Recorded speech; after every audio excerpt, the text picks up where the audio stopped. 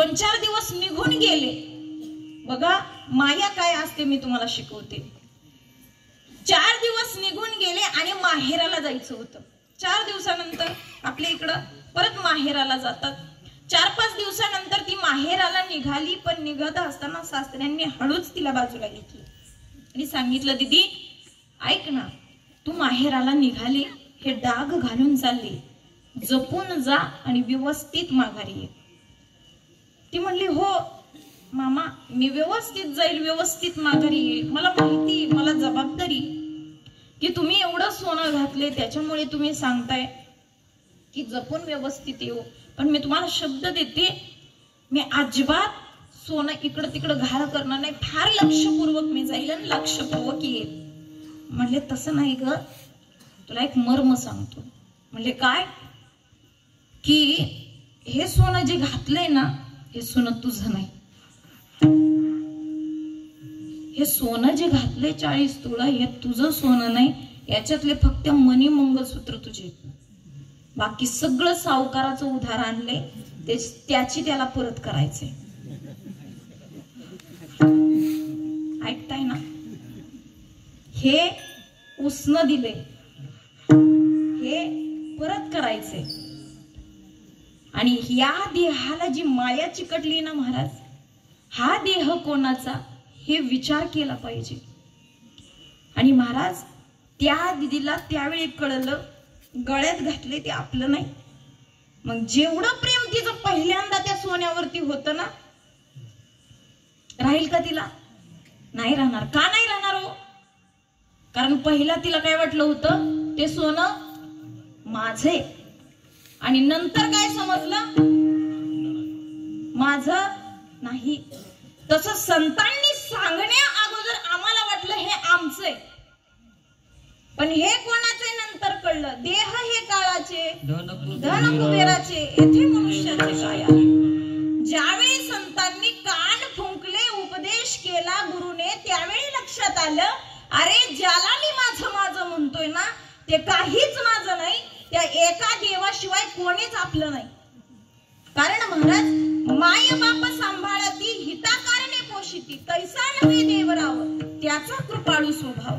तुकोबराय सांगताय, मनासारखे न होता बालकासी मार्य माता, तैसा नव्हे देवराव त्याचा कृपाळू स्वभाव.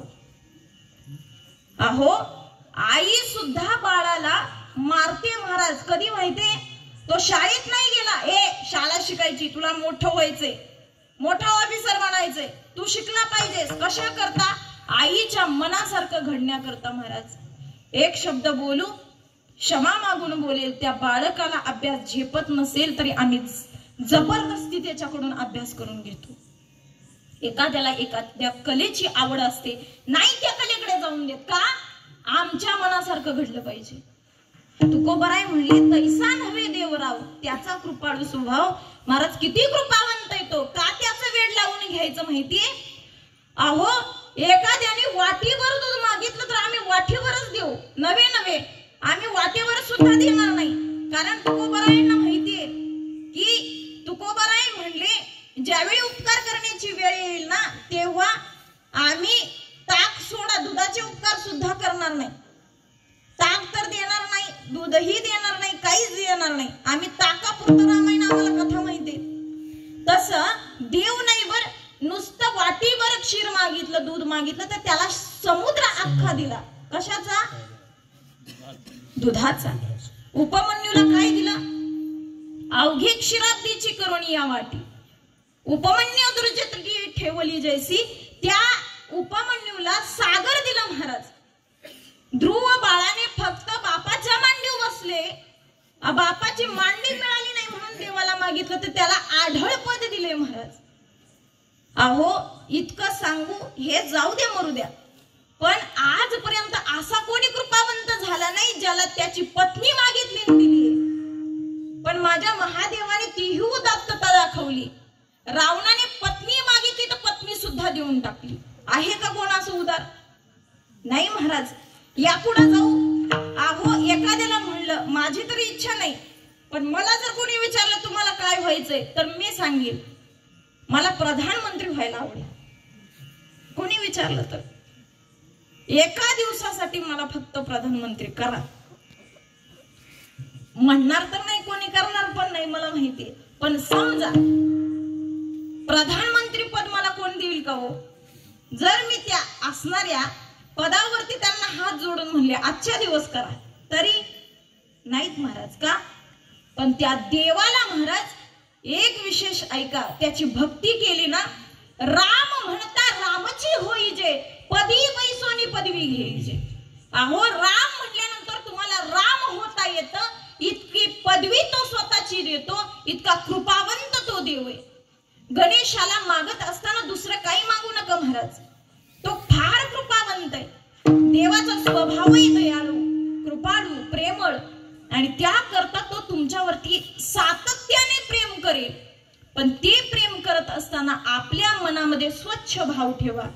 कारण भावेन देवम कलिया नरेंद्रम धनेन कांता कपटेन शत्रू सत्येन मित्रम कृपयाच पुत्रम ज्ञानेन मोक्ष मोक्ष मानयंती. कोणाला कसं वश करायचं हे शास्त्रकार सांगतात. देवाला जर वश करायचं असेल तर फक्त भावाने आणि प्रेमाने करू शकतो.